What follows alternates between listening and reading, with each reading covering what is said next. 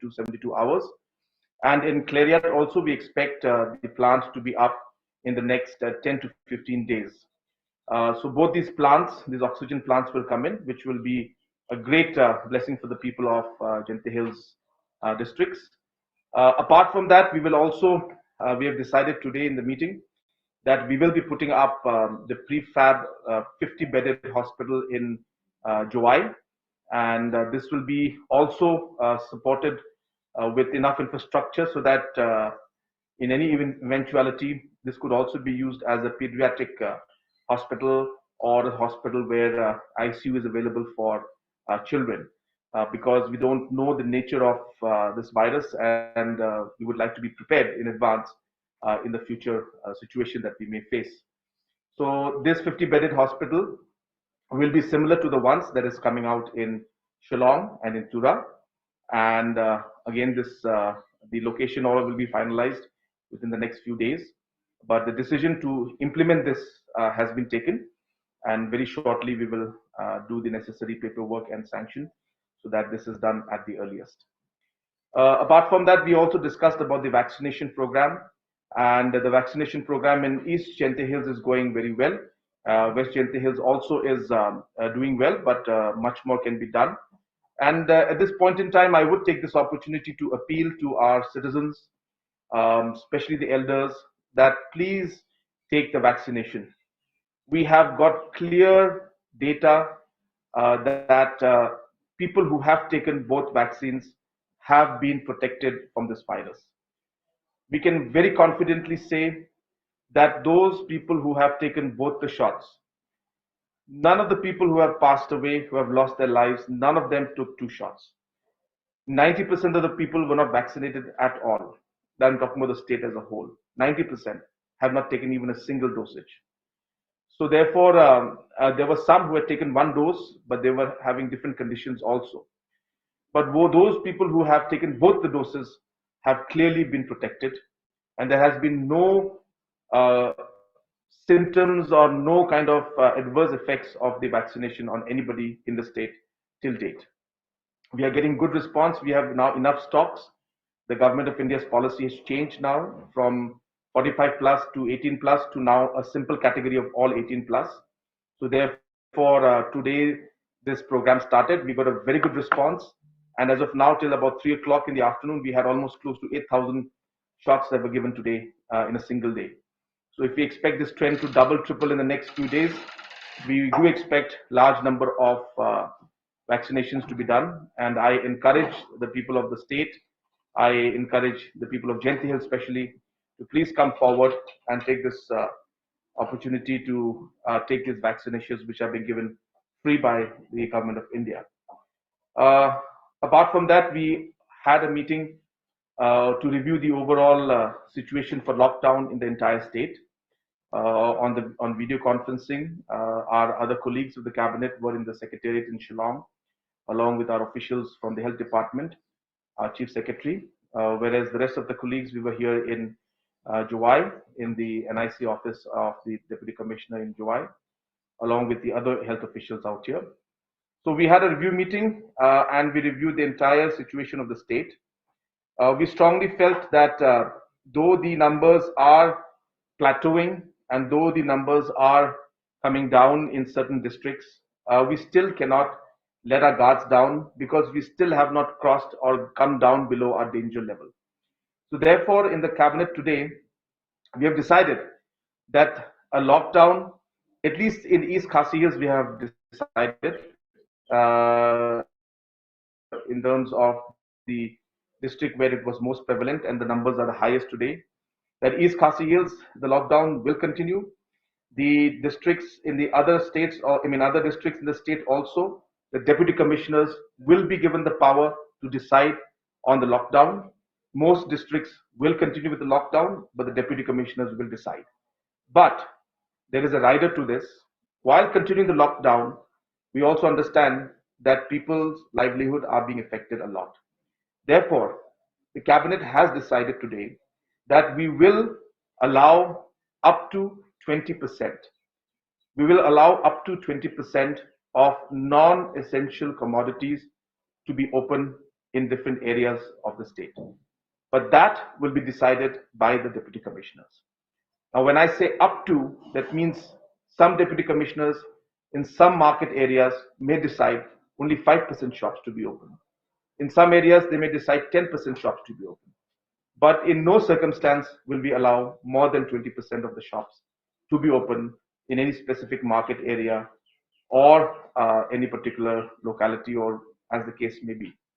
But having said that, the deputy commissioners will have the power to not allow any of the markets to open in case they feel that this situation is not conducive for the non-essential commodities to be open. So therefore, that decision will be left with the deputy commissioners, but the cabinet is giving the flexibility to them to decide up to 20% of non-essential commodities to be open. Number two, also the deputy commissioners will be allowed to permit commercial vehicles to work on ply, depending again on the districts and depending again on the areas, again up to 20%, which means that the commercial vehicles, the numbers, depending on the area and depending on which district it is in, the deputy commissioners may decide 5% of commercial vehicles can function. Some may decide 10%, some may decide 15%, but they cannot go beyond 20%, all depending on the positivity rate and the local conditions in terms of COVID that is there in the concerned district and the regions and the specific locations that we mentioned. Apart from that, the other lockdowns, the other containments like large public gatherings and other gatherings will not be allowed, and those again will remain. And also, as I said, the deputy commissioners, depending on the locations, will have the power to not allow any of this to also happen. So they may decide to have 0%. For especially districts like West Jaiñtia Hills, from the cabinet, we have recommended that in West Jaiñtia Hills also, certain degree of strict lockdown must continue as the positivity rate is above the roof right now. 33% is a very, very high positivity rate. And we need the cooperation of the people of Jaiñtia Hills, especially West Jaiñtia Hills, to overcome this situation. It may be tough for all of you in the next few weeks. Maybe at least the next 1 week, 10 days will be very difficult. But we ask for your cooperation so that we can save lives, we can control the overall situation, and we can defeat this virus. So we request, especially West Jaiñtia Hills, especially people of Juwai, that we need cooperation so that we can, will be tough for all of us, but we need to have restrictions. We need to have containment here, and we may not be able to open up economic activities like we may be opening up in other parts of the state. But once the numbers go down, definitely those economic activities slowly will also be relaxed. But at this point in time, it may not be possible. So those were the basic decisions that were taken.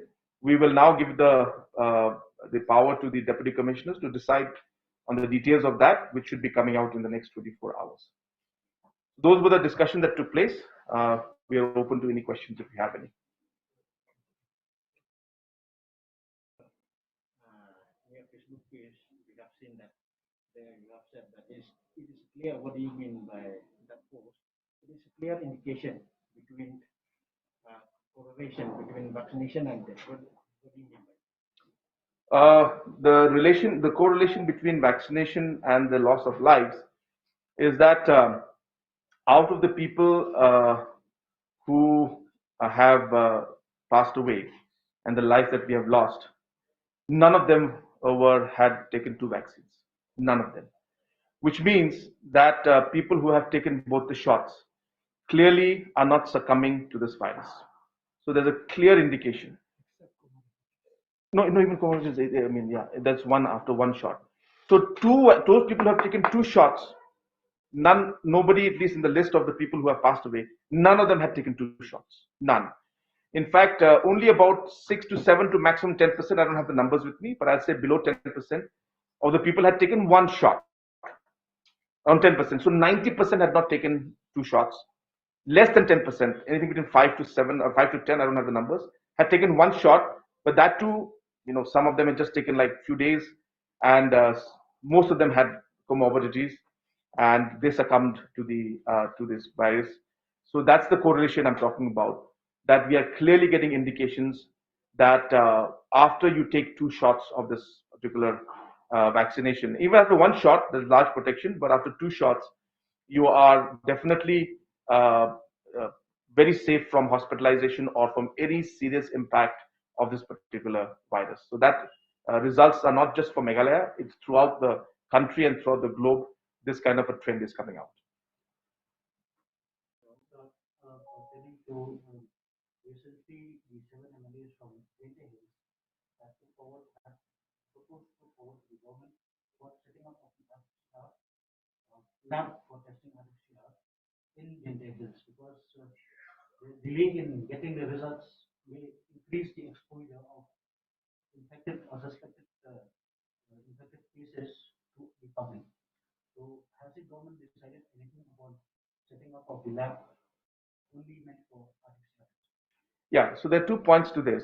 Number one, whether the lab is there or not for any part of the state, it has been the policy of the government to ensure that all test results must come out within 24 hours. And that has been happening. So whether the lab is there in Bakmara or not, whether the lab is there in Makurwat or not, whether the lab is there in Juwai or not, we make sure that there's a special team in place to ensure that the samples are collected and the results are given within 24 hours. So that's number one. We will not allow any kind of delay, which would cause any kind of inconvenience to the people or risk in the spread of the virus. Number two, setting up of an RT-PCR lab requires not just the infrastructure, but the manpower. So we need a MD in microbiology who has to be present for the setting up of the lab as well as running of the lab. So we can set up the lab, but again, that also would require the MD to be there. But after that, to run it, you would require full-time MD in microbiology to be there. The issue that we are facing right now is the shortage of microbiologist MDs. So therefore, we are working on that. We have explored all the options. We have asked the NHM as well as the DHS to find out how we could resolve this issue. Putting up of a RT-PCR lab is something that's not just for the virus or for corona, but it's a long-term investment for any kind of study of viruses in the future. So therefore, it's a long-term investment. So therefore, it will go a long way in helping the people out here. So we have examined that. In fact, this was very much a part of our discussion today. But the fact of the matter remains is the investment and setting up the lab is not the issue. It is the manpower that we're facing today. In fact, the whole country is asking for MDs in microbiology, and there's a very acute shortage of it. But we have two, three options. We are exploring that, and we're hopeful that we'll be able to resolve this issue also very soon. Earlier you said that the government is setting up a five-bedded hospital, 50 bedded. 50-bedded hospital in July. So what will be the fate of, because since it will be operating as a pediatric hospital, what will be the fate of the present MCH and the prefab? See, MCH is a setup that is being used temporarily from the corona point of view. Now, obviously, if the numbers are high, we will use every infrastructure, every space that's available to ensure that we save lives. So that's obviously a very straightforward decision that we will take. But the point of putting up this 50-bedded hospital is to make it into a full-time corona facility. But it's not going to be only for pediatric. What I had said in my message was that it's going to be compatible for pediatrics, which means it's a normal hospital. But in case a situation comes up where the third wave, in case it comes and it starts attacking children, then this particular facility will also be able to transform into a pediatric specialized unit. Or we split it up 50-50, 25-25 beds into general and pediatric also. So we are preparing for the unknown, I should say, in the future, and taking no chance, because if you are again hit by this in the last moment, especially with children, it could be very, very difficult to handle.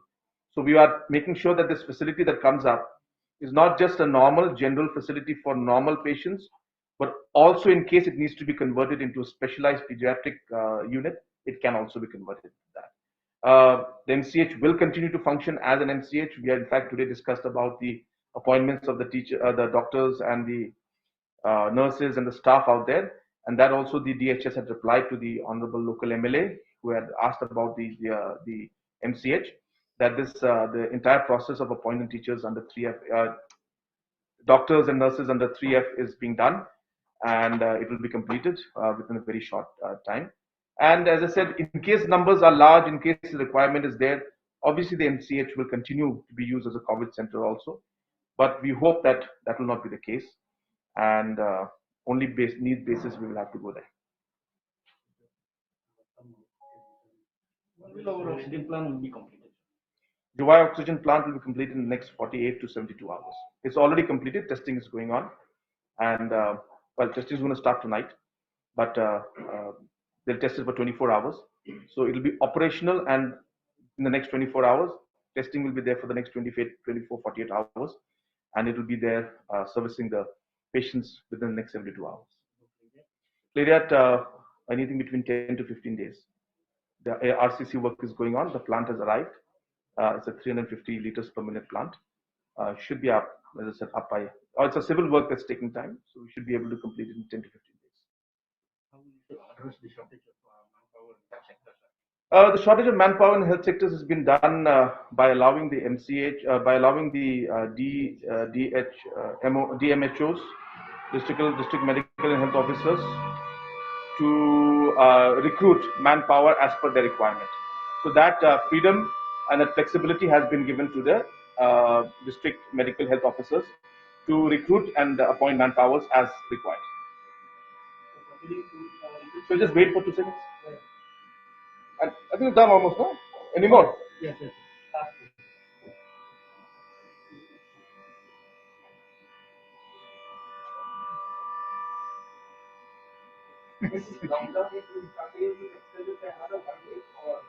Yeah, 1 week. I mean, it's a lockdown with the option of allowing the 20%, up to 20%, up to 20% for non-essential goods, which was not there before. Right now, only essential goods were allowed. So tomorrow, a Nike shop or a mobile shop or a garment shop can open, but that DC will decide. So out of every 5 shops, 1 shop will be allowed to be open up, maximum. But that the deputy commissioner will be allowed for. Will decide. For example, if there's a very congested area where there are 100 shops in, in 50 square meters, obviously we cannot allow 20%. You have to reduce it even further. So it depends on the density of the market area and also the kind of footfall in that area. So that's why DC has been told 0 to 20% based on the conditions in those market areas.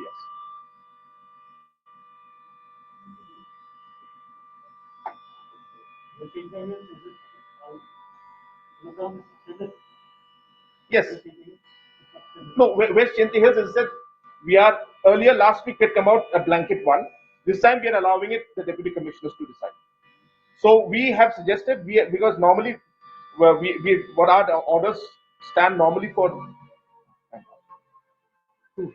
Yeah, normally our orders stand for East Khasi Hills mainly because the numbers were very high there. So, but we thought we'll follow the same trend. We will allow the deputy commissioners to decide on the lockdown as well as on the extent of the lockdown also. But as I said, in general, we expect that most deputy commissioners will have the general sense of lockdown with large relaxations in some areas, strict conditions in certain areas. So that flexibility is with the deputy commissioners.